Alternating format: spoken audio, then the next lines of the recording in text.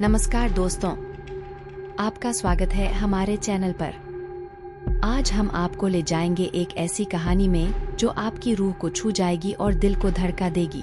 लखनऊ, जिसे नवाबी तहजीब और पुरानी हवेलियों का शहर कहा जाता है, लेकिन इस कहानी में एक अनजान ओजा बोर्ड का राज है। यह कहानी है एक दोस्ती की, जिन्होंने एक रात लखनऊ की एक पुरानी हवेली में खुद को भूतों से जोड़ने का फैसला किया। एक अंधेरे रात लखनऊ के कुछ साहसी दोस्त आर्यन, प्रिया और समीर ने फैसला किया कि वे एक पुरानी हवेली में ओजा बोर्ड के साथ भूतों से मुलाकात करेंगे। हवेली में पुरानी कहावतें थीं कि यहाँ भूतों के चक्कर चल रहे हैं। ओजा बोर्ड का इस्तेमाल करते हुए उन्होंने भूतों से संपर्क किया। शुरुआत में सब कुछ सामान्य लग रहा था, लेकिन धीरे धीरे बोर्ड की पॉइंटर ने कुछ आकस्मिक गतिविधियां दिखानी शुरू की। उन्हें लगता था कि कुछ अद्भुत होने वाला है। ओजा बोर्ड ने उन्हें एक भूत से जोड़ दिया जिसका नाम था विक्रम ने उन्हें अपनी दास्तान सुनाई, जिसमें उसकी असली मौत की कहानी थी। हवेली में छुपा एक अंतरात्मा जिसे उसकी अधूरी मोक्ष की तलाश थी। विक्रम ने कहा कि उसकी आखिरी इच्छा का पूरा होना और उसकी आत्मा को मोक्ष प्राप्त होना, तभी वह शांति पाएगा।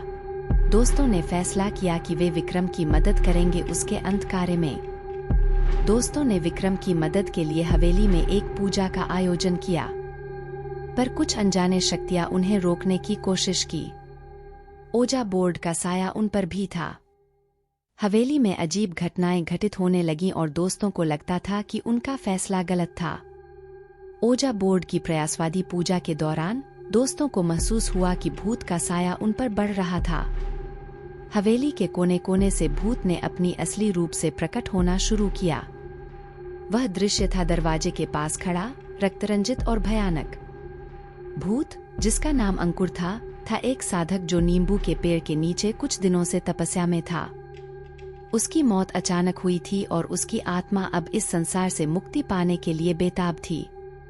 अंकुर ने भूतों के साथी बनाए गए अन्य भूतों को संग्रहित किया और दोस्तों के सामने उत्तेजित होकर आया। वह देवी रूप में प्रकट हुई और अपनी भयानक सेना के साथ दोस्तों के ऊपर हमला करने के लिए तैयार थीं। दोस्तों ने महसूस किया कि वे एक पूरी अलग दुनिया के साथ सामना कर रहे हैं। भूतों की वह सेना डरावनी थी और उन्हें नजरअंदाज करना मुश्किल था।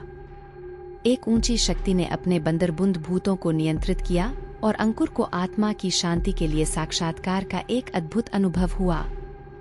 वह दोस्तों की ओर मुस्कान से देखता है और विलक्षण रूप से गायब हो जाता है।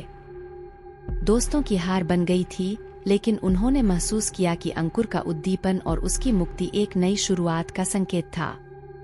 उन्होंने मिलकर वह ओजा बोर्ड को भूतिया सागर से दूर करने का निर्णय लिया और सभी भूतों को शांति मिली। यह भूतिया सागर बंद हो गया और हवेली वापस से शांति से भर गई। दोस्तों ने एक बड़े संयम और साहस के साथ अपने जीवन का अगला युग शुरू किया, लेकिन उन्हें यह सबक याद रहेगा कि भूतिया खेल खेलना खतरनाक हो सकता है।